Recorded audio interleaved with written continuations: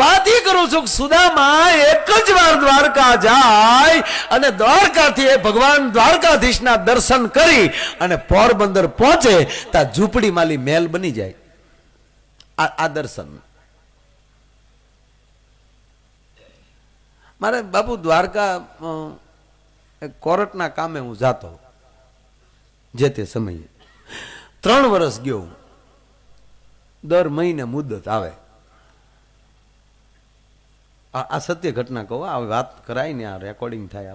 આપણે કેવા સહી એવો આપણે ને આપણે નો આપણા કુળના સાપડા ખોલાય.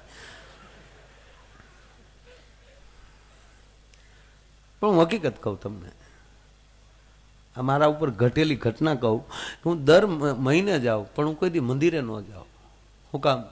ધજાના દર્શન કરી લો. કાનદાસ બાપુ એમ કહેતા કે કદાચ મંદિરે ન જઈ શકો ને તો ખાલી દ્વારકાધીશની ધજાના દર્શન કરી લેજો, તમારી આબરૂનો કોઈ દી ધજાગરો ન થાય ભલામણા.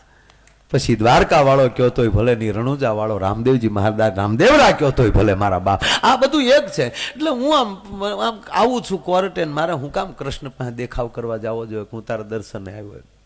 જાતો નહીં. 3 વર્ષ થયા ને પછી મને એમ થયું કે હાલો હાલી કર, જવા તો દે.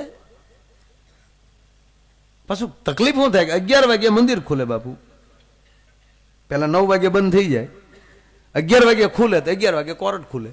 મારે ક્યાં મંદિરે જવું? ન્યાય મંદિરમાં જવું કે નિજ મંદિરમાં જવું? પણ આ વખતે મેં કીધું ભલે ધક્કો થાય, એમાં શું થાય, નામ વયું ગયું હોય તો પછી તરત એમ કે હવે બીજે દી આવજો, તો ખોટો પાછો ધક્કો થાય. એટલે પણ મને ખબર નહોતી કે હું ખોટા જ ધક્કા ખાઉં છું. આ બધા મારા ધક્કા ખોટા થાય મને નહોતી ખબર. પણ પછી શું જે થવું એ થાય, જવા દે ને. અને હું મંદિરે ગયો અને કઠણાઈ એવી થઈ બાપુ, લાઈન એટલી બધી મોટી, અને બરોબર મંદિરની પાસે આવું છો અને સમય પૂરો થઈ ગયો ને પડદો પડી ગયો ને વાહે માણા આગળ માણા બારું નીકળાય નહીં. મેં કીધું એટલે એક તો પહેલી વાર આવ્યો, તું તો કોઈ માણસો,